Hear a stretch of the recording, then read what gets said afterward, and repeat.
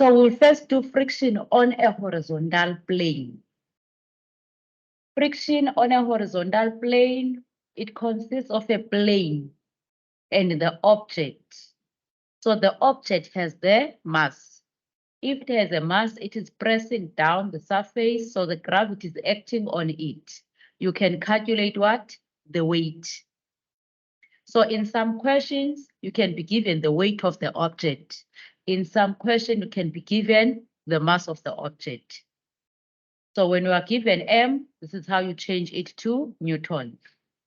And reacting to that weight, there is a normal force which is equal and opposite direction of this weight. Now let's have a look at this.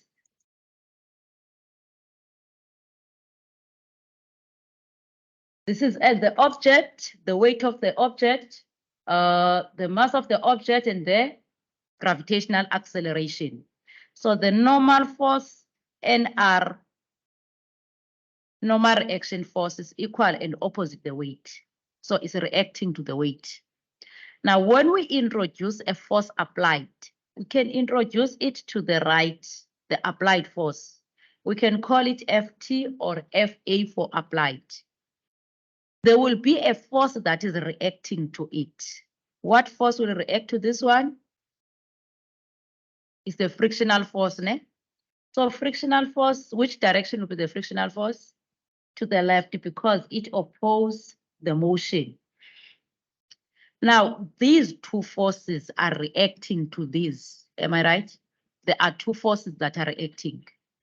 Now, let me sketch the diagram of only what is reacting. There is a frictional force and there is the normal force. So if this FT is this side, friction will be that side. So these two are reacting, frictional force and the normal force.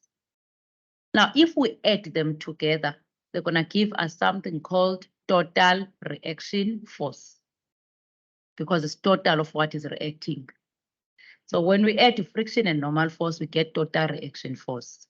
Now, if you still remember the parallelogram of forces, it say when two pulling forces are acting on a point, they can be represented in adjacent sides. Adjacent sides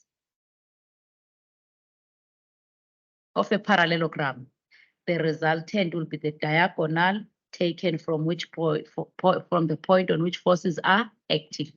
That is parallelogram of forces. So resultant is the answer of this. In other words, this will be the total reaction force. Total of this and this will be this one. So to calculate this total reaction force, this side is equal to this one, and also this one is equal to that one. So this is the right angle triangle. We can use Pythagoras theorem to calculate this side. So the formula to calculate the total reaction force will be equal to square root of Pythagoras theorem. Is x squared plus y squared. So the x is frictional force, the y is normal force. So it will be F mu squared plus NR squared. This is the formula to calculate the total reaction force. So it's the total of what is reacting. Another thing we calculate under friction is the angle of friction. So total reaction force is between the friction and the normal force. Is the answer of what is reacting. There is an angle here that is formed there. That phi you see there, it is called an angle of friction.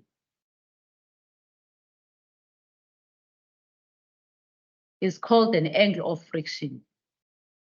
This angle of friction, if we close, this one is a normal force, right? And this one is a total reaction force, so the angle is here. This is friction, also this one is friction.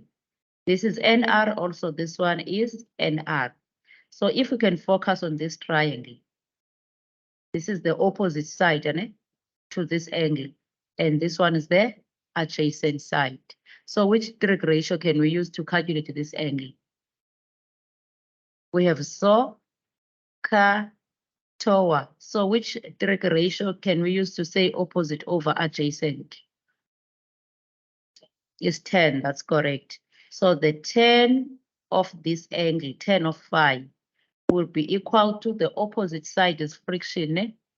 So it will be F mu divided by NR. So to calculate that angle, we can use this formula. Also, where there is friction, we can put a general formula to calculate friction because we know friction as, what is the formula for friction? It is mu multiplied by NR, that's correct. So if where there is friction, we can put this, we can get a second formula to calculate this angle of friction. So where there is friction, we put mu multiplied by NR divided by this one, which is NR. This side, we bring down this 10 phi. NR cancels out NR. Then this 10 of phi will be equal to mu. So there are two formulas to calculate this. When you are given mu, you can get this angle. Also, when you are given friction and normal force, you can get the same angle. So there are two formulas. This is number 1, and this is number 2. Okay. Now let's look at, you know how to calculate total reaction force. You know how to calculate the angle of friction. Also, you know how to calculate the frictional force. We're going to say calculate the angle of friction or calculate the total reaction force. Yeah. Now let's go back to the slides. W is the weight of an object, the force with which the earth attracts the object. That's the definition of a weight. NR is the normal reaction force that balances the weight. So it is equal to but opposite in reaction. F mu is the frictional force, the one that opposes the motion. TR is total reaction force. You can say TRF or TR. Is the resultant of the normal reaction and the friction. As you can see, the normal force here, the resultant, the diagonal taken from the point on which forces are acting. So it is the resultant. Theta is the angle of friction, or you can use phi. It is the angle, when you define, can be asked to define angle of friction. You just use where it is located. You define it according to its position. So it is the angle formed between normal force and the total reaction force. That is the definition of angle of friction. So these are the symbols that we're going to use on a horizontal surface. Then if there's applied force, we're going to use Ft. Formulas are there. Friction is mu times Nr. If it's a static friction, we're going to introduce S. If it's kinetic, K and K. TR or total reaction force, Pythagoras theorem, X squared and Y squared. And the angle of friction, tan phi equal to mu. These are the formulas. So in order to solve this thing, there will be no acceleration given. So if there is no acceleration given, it means the forces are balanced. It's in equilibrium. If something is in equilibrium, just like testing in beams, we say vertical upwards is equal to vertical downwards. So since there will be a force applied horizontal here, it will be horizontal to the right equal to horizontal to the left. So these are the equilibrium conditions or equations. Sum of vertical upwards equal to sum of the vertical downwards. And sum of the forces to the right must be equal to sum of the forces to the left. There will be no acceleration. Now let me explain this further. If we look at this diagram, we apply that equilibrium condition. Equation or conditions.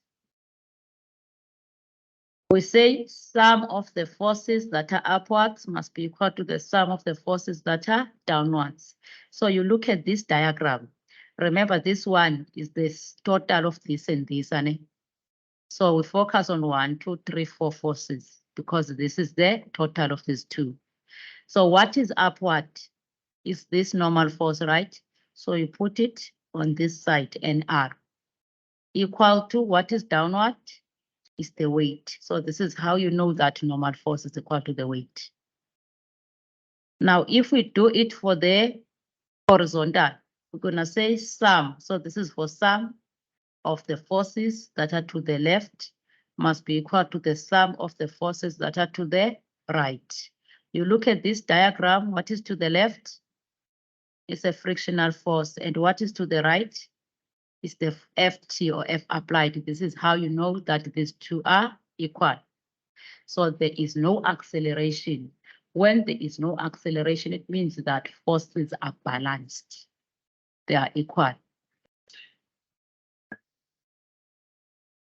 No, for this one, no, we don't divide by weight because weight is on the vertical side. It is here. Yeah, so left is equal to the right and up is equal to the down. So these are the equations. In order to get this right, you always sketch it. Now let's look at the work at the example.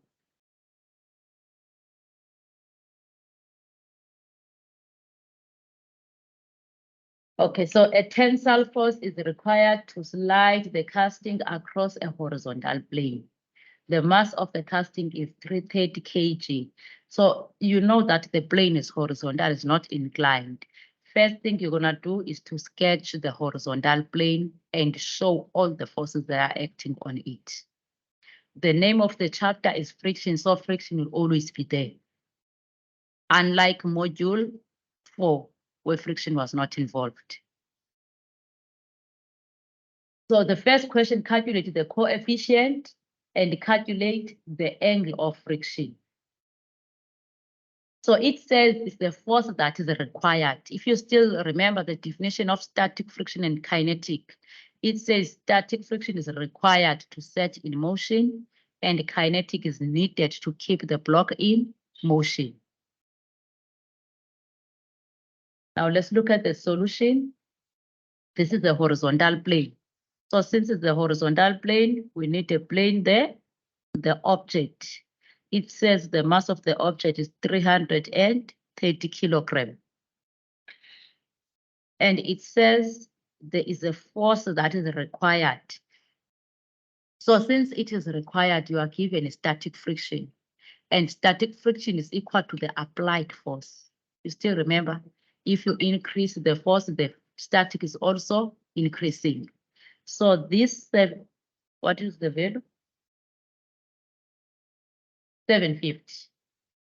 So this 750 is your Ft. At the same time, it is your F mu. Because it's required to move it, is not moving it. So what is opposing will be equal to that side. Now, the weight, you are given 330. So you need to calculate W equal to mg. M is 330, so you use your calculator to calculate what is 330 times 9,8.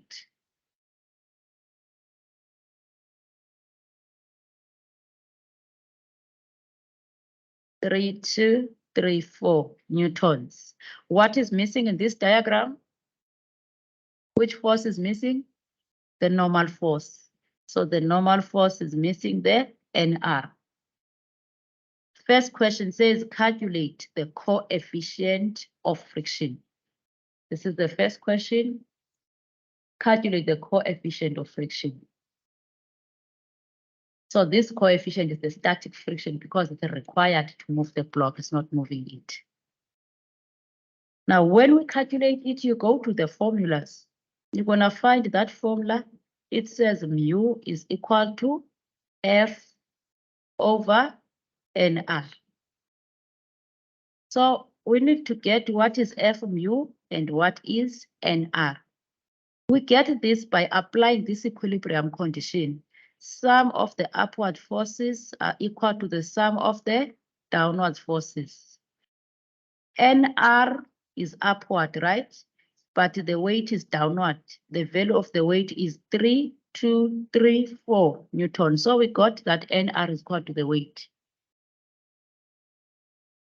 by applying the equilibrium condition, no acceleration. Now let's do it on the horizontal. Sum of the forces that are to the left are equal to the sum of the forces that are to the right. What is to the left?